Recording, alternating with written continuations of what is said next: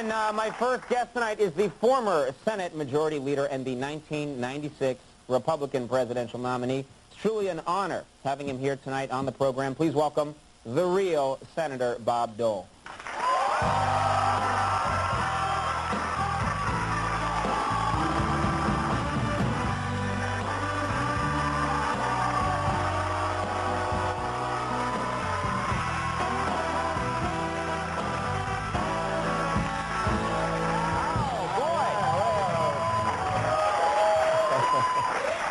Thank you very much for coming. Thank you. It beats working, yeah. Thanks so much for being here. First of all, sorry to look in on you in the dressing room. We apologize for that. Well, the real Bob Dole looked pretty good. But I think he needs to attend my charm school. Yeah, a little bit. Yeah, No, yeah. in person, a very charming man. What do people call you now? It can't be Super Dole, I wouldn't think. No. Well, I take every call now because I'm looking for clients. You know, nobody else answers the phone but me. Mm-hmm. But I've been called a lot of things since the election, and but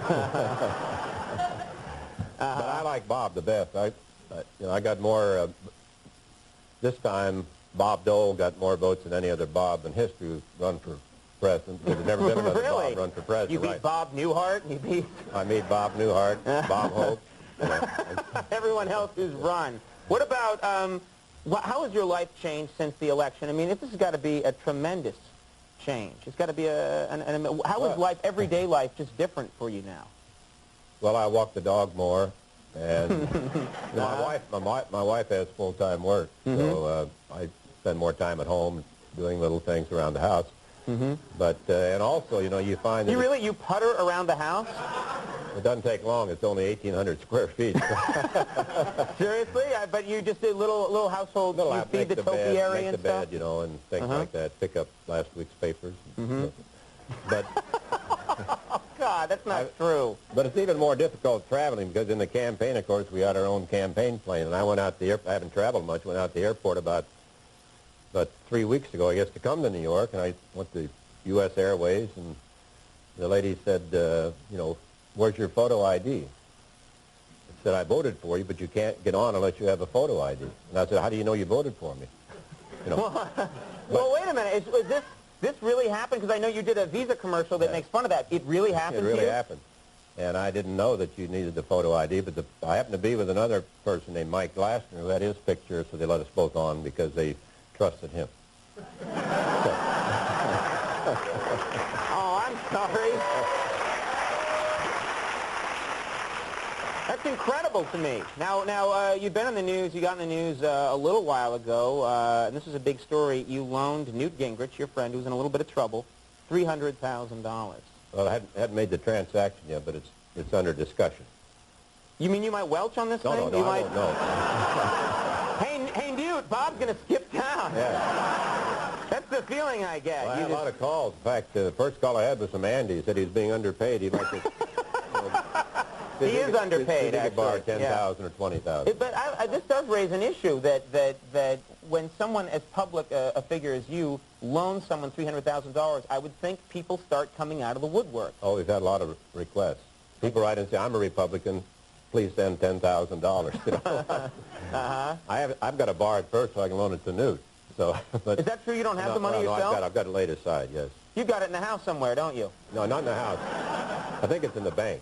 That puttering around is hiding cash, isn't it? But I think Newt made the right decision. It should be his money. It will be his money when we complete the transaction. It's still undergoing some changes. It'll be the same. You keep talking about the transaction like you're going to meet him in a park with a briefcase. That's the feeling I'm getting. No, you're number one, I'm number two. I met him last night at a black tie affair, and I didn't have on a black tie. And I said, well, I loaned it to Newt. But in any event... which goes over, Which went over, all right. Yeah, Newt looked good. He looked good in my tux. But in any event, you know, it's going to be repaid. And people talk about a sweetheart deal. I think I have the sweetheart deal. I'd double my money. What? He pays that much interest. Really? Right. You're like a pimp or something. That's pretty rough. I must say, those are pretty rough terms. Those are the terms you get on the street, you know. Not that I know. I don't get out there much. Well, I've been on the street a little lately, yeah. Whew. looking around. But I'm in so much trouble right now. I can't believe it. You know, we had a guy on this program for the last 4 years who's been claiming to be you. And we didn't know that we feel embarrassed now. It's a little embarrassing. But we were wondering, would you like to take a second and meet him? If that's part of the contract, yeah, okay, wait a minute. Do you think they should meet? I think they should meet. It'll just take let's bring them down here. I don't know. I don't like it. I don't like it. Yeah. What the hell's going on here? What the hell's going on with this interview? It's all to... Oh, my Lord, Dole, you're a good-looking man. Look at that guy. Holy Dole smokes, he's hot. Very good-looking man, yeah. He's better looking than me, and I'm a 4-year-old photograph. Yeah. Yeah. No, we thought you two should get together. I'm telling you, Conan O'Brien, why don't you ask him the real question? You know what I'm talking about. Whitewater. Let's hear it. Come on, folks. You know, Clinton's a goner. He's going to be... Let's talk about that. How in 2 years he's going to be in the pokey. He's going to be in the Hooskow. Oh, no. Ask him about that. That's right. They're going to hold new elections. You know they are, and you know who's going to be the winner. Mr. Bob Dole. The winner's going to be Dole. You can get behind that. Dole's on a roll. Dole's on a roll. Dole top the pole. Swing your partner, Dosey Dole. You never used that one, did you? Never know. You're free. I talked about the Brooklyn Dodgers a couple of times during the campaign. I'll loan it to you. All right, so... Come on, Dole. You get paid for this? I mean, Yeah, he he actually works for free, yeah. Well, I should, yes. But I need your agent, Dole. Let me put it this way. I have an advantage on the other Dole. I can confound Bill Clinton with a variety of disguises.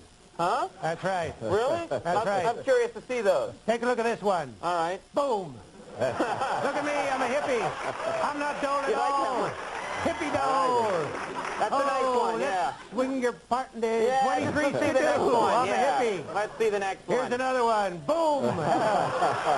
Can drive your cab for you? My name's Majumbi. It's not Dole. All right, that's... Okay, here's another one. Boom. That's right. You better watch out for Dole. You've done it. You better look out for Dole or he's going to kick you in the dolies. That's a look I've never seen. Any more? Is that about it? Let's all sing happy, happy Dole, Dole, happy, happy Dole, Dole, happy, happy Dole, Dole, happy, happy All right, we're going to take a little break. We'll have more with happy, just happy the real Dole, Bob Dole. happy, happy Dole, Dole, Dole. Happy, happy Dole,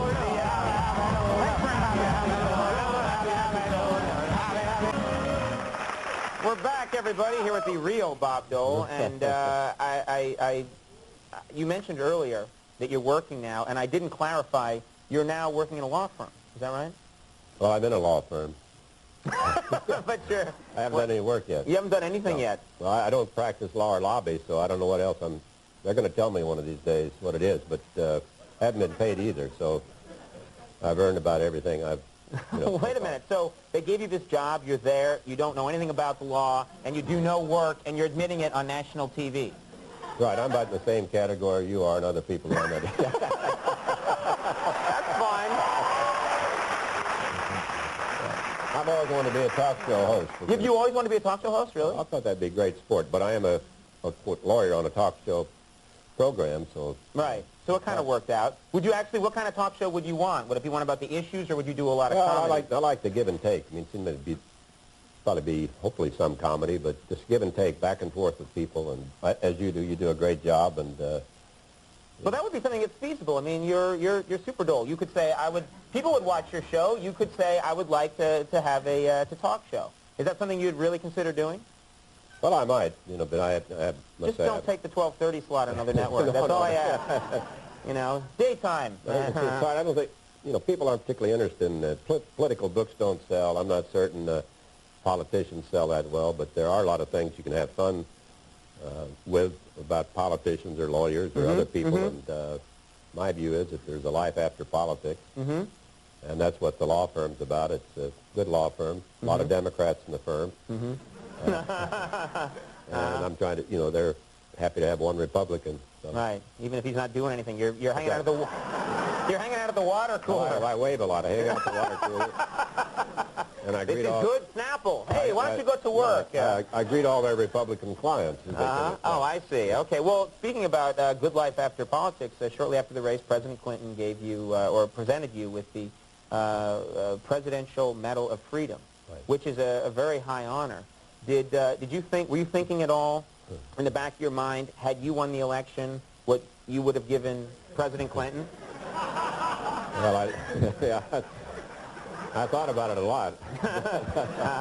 You know, a ticket to Arkansas, or, you know.